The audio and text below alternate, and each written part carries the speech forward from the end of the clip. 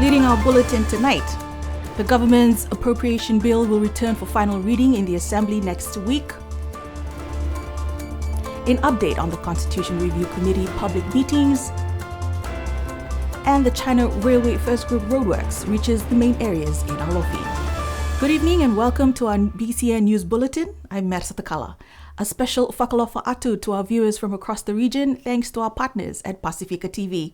Leading our bulletin tonight, the Niue Assembly's Public Accounts Committee this week completed their deliberations and meetings with the government ministries and state-owned enterprises on the Appropriation Bill 2024 to 2025, which sets out the government's recurrent budget for the financial year starting July 1st to June 30th next year.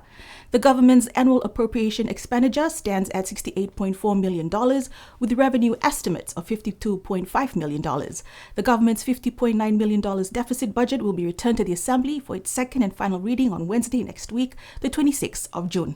This is week 8 of the 13-week stand-down period for public consultation on the 4 constitutional amendment bills. With only 5 weeks to go, it's understood the Assembly's Constitution Review Committee has met with several villages in Alofi North, Tuapa, Mutalau, Liku, Avasele, and Hakupu. Here's our senior reporter, Esther Pavihi, with feedback from some villagers who attended the meetings.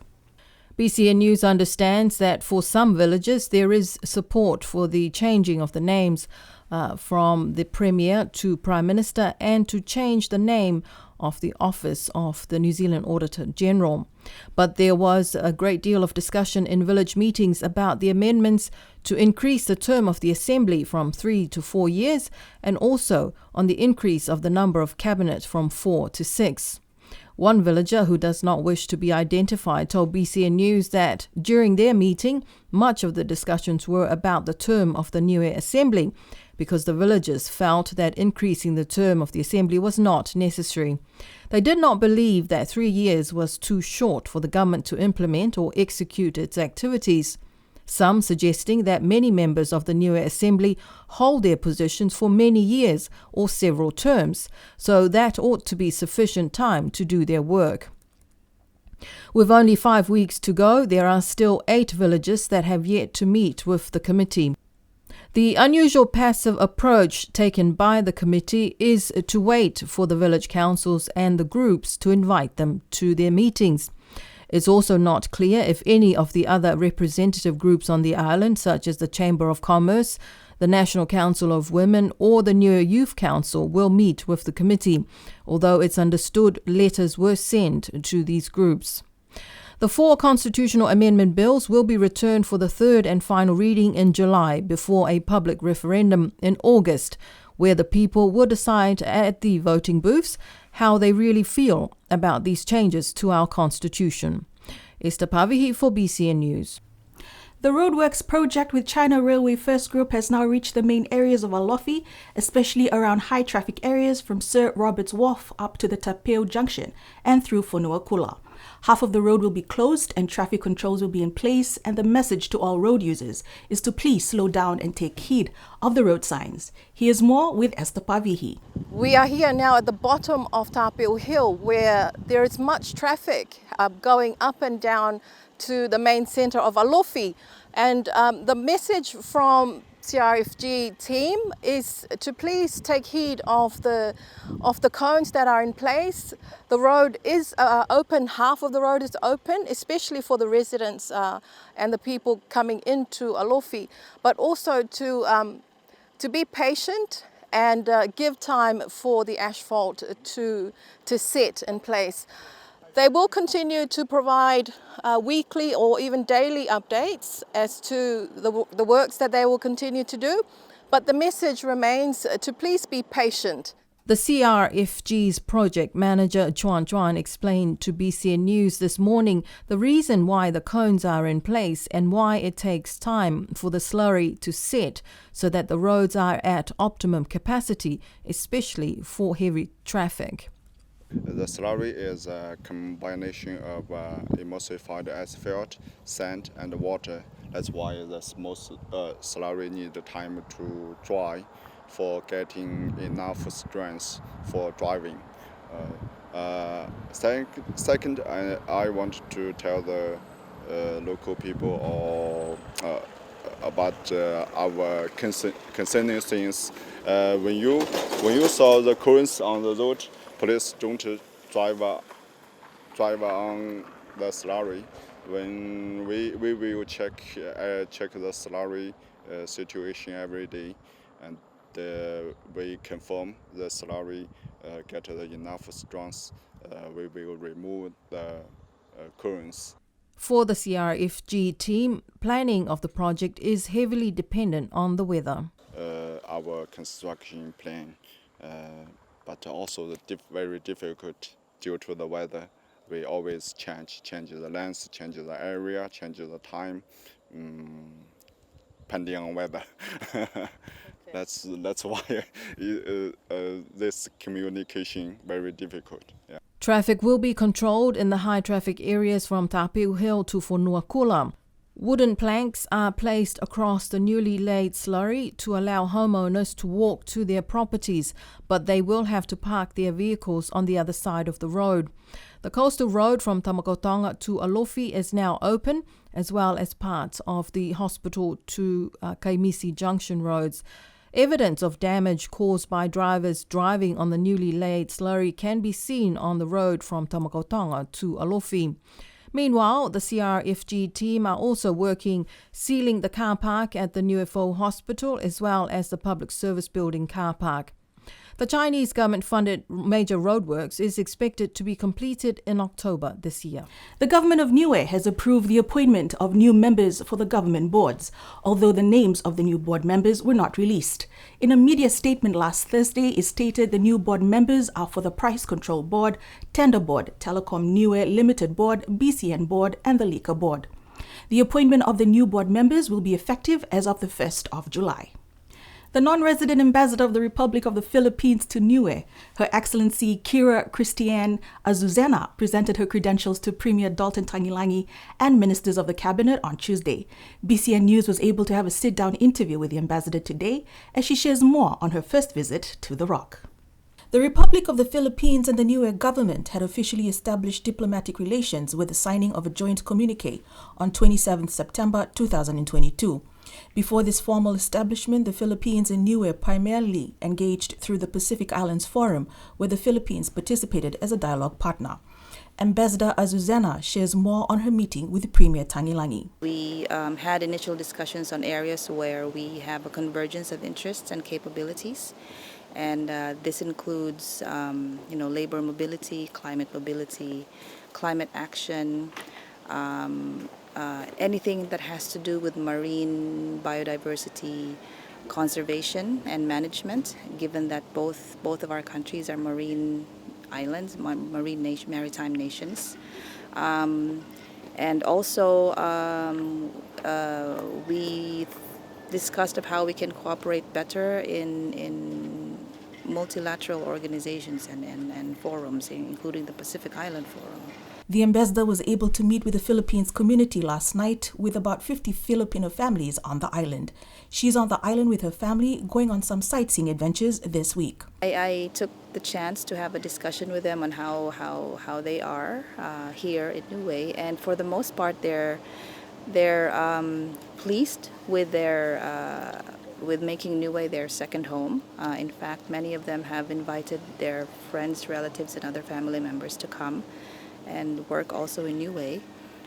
They find it very, very familiar surroundings, given that Niueans and Filipinos share so many things in common in terms of culture and values, the importance of family, spirituality. Honorable Tangilangi is appreciative of the contributions of the Filipino community to the development of Niue and looks forward to continued relationships and further dialogue. Ambassador Azuzena is expected to return to Niue for the 50th independence anniversary in October. While the government's budget will be returned for the final readings in the Assembly next week, we look back on the performance of government departments and some of the challenges they faced as revealed in the 2022 to 2023 State of the Public Service Annual Report. The Department of Health highlighted challenges with old aging equipment. This resulted in the slowing down of services delivery caused by old IT equipment which needed an upgrade. Another challenge was the hospital septic, as the odor is still an ongoing challenge. However, one of the achievements cited was the professional development of the health staff. The staff were encouraged to enroll in online courses for upskilling. As a result, 7 nurses completed the Bachelor of Nursing program and a doctor completed the Rural Health program from Otago University. During this period, there were a total of 8 medevacs with 6 females and 2 males. The reason for this is that not many medical specialists visited for this period, and so the very sick were left too late. Hence, some medevacs were activated. Last Saturday, there was a medevac of a male patient in his 70s to Auckland. The Health Department budget for the new financial year starting next month stands at $3.4 million, a 7% increase from the previous budget. Meanwhile, according to the 2022-2023 State of the Public Service Annual Report, some of the challenges faced by Niue High School was the impact of the COVID-19 pandemic that caused disruptions to academic progress. Also, concerns about student behavior resulting in suspension due to vaping. However, some of the achievements by the high school was the availability of part-time counselors to address student behavioral matters. Physical activity and spiritual guidance are practiced regularly, and staff's well-being is embraced and pursued as teaching is a stressful vocation and teachers need to be supported to teach well. The Education Department's budget for the new financial year starting next month stands at $3.9 million, an increase of 9% from the previous budget. Over the next few weeks, BCN News will be covering the various ministries from the 2022 to 2023 State of the Public Service Report. And the 13th Festival of Pacific Arts and Culture came to an end last Sunday. The closing ceremony was held at the Stan Sheriff Center with the Niue Cultural Group putting on their final performance at the Waikiki Beach Walk, according to the official Facebook page. The group is now back in Auckland and will arrive on the island tomorrow. A survey is currently being conducted by the Pacific Maritime Safety Program on feedback on how the VHF extension is working on the island. According to a New Zealand High Commission to Niue Facebook post, the program is aimed at members of the public who are operators of the VHF network, including fishers, boat operators, and radio operators. They are all encouraged to participate in the survey. Questions in the survey include how often a person uses VHF, reasons why you have used VHF, and gaps as well. The closing date for the survey is Friday, June 28th. The link for the survey can be found on the New Zealand High Commission to Niue Facebook page. The information gathered from this survey will be held by PMSP and shared with relevant partners including Telecom Niue and the Department of Transport. With over 30 years of experience under his belt, freelance photographer David Kirkland was back on the island last week, working alongside Niue Tourism for their promotional photograph shoots. BCN News caught up with him as he toured around the island, taking on some iconic shots. After 8 years, Australian photographer David Kirkland is back on the island. His photography work has taken him all over the South Pacific and as far as South Africa, Saudi Arabia and India. I specialise in the South Pacific, so Niue's invited me back after 8 years to take its promotional photographs. So the photographs that the world will see of Niue over the next 10 years will be photographs that are likely to be taken over the next week. So we're going to all of the highlights here on Niue. We're meeting a lot of fascinating people. We went to your show day, I think it was, on Sunday, which was great. David is working alongside Niue Tourism again and has been tasked to take promotional photographs with a New Zealand family who will be models for his shoot. He shares some of the highlights of his work. There's been many highlights, and every country has its own highlight. In Niue, though, what I like about Niue is it's unexplored territory, and in the South Pacific it's very unique. If you want to go for palm trees and white beaches and blue water, you might go somewhere else. But if you're looking for a soft adventure, explore, where you can wander down trenches and find your own little water pool, this is definitely the place to come to. So it's an adventure, actually, and it's an adventure that suits families very well. That's why we're travelling with a family at the moment. One of his most iconic photos is the one taken in Cook Islands of two aunties on a motorbike, a candid shot captured for a lifetime. Weather is a challenge for any photographer, and his advice to anyone wanting to pursue photography as a career. Photography is more than just photography nowadays. You need to be a reasonably good business person, and you need to be reasonably good at marketing. So if a young person was getting into it now, I'd say to them, make sure you take care of your business before you go out taking photographs, because you won't be able to survive without those three components. And finally tonight on our special feature segment, New Zealand-born Niuean Rob Luisi is a fellow at Melbourne University in Australia, which is one of the 7 global centres that caters to special interest studies for Indigenous communities. The fellowship program focuses on social equity with research into areas like health, housing and social challenges faced by Indigenous communities from the Pacific Islands, Australia and New Zealand. Here's more with Esther Pavihi. Rob Luisi hails from the villages of Hakupu and Mutalo. His fellowship at the University of Melbourne provides him the opportunity to look into and research about the unique experiences of the Tangata Niue. Rob was here last week in his first of many visits to the island and spoke with BCN News about his research. It's a fellowship and Melbourne University is one of the 7 global centres of our academic universities around the world that's housing special interests from indigenous communities or communities that have had different challenges. So the one in Melbourne the centre in Melbourne is based around social equity, and there's a real strong indigenous presence. He also reflects on what it must be like to live on the island. I've been thinking more and more about the contribution to our culture and the survival of it isn't just about the works that we're here to create this or the connections we're here to strengthen this week. It's about trying to think more seriously about what's our contribution to the land, to the island.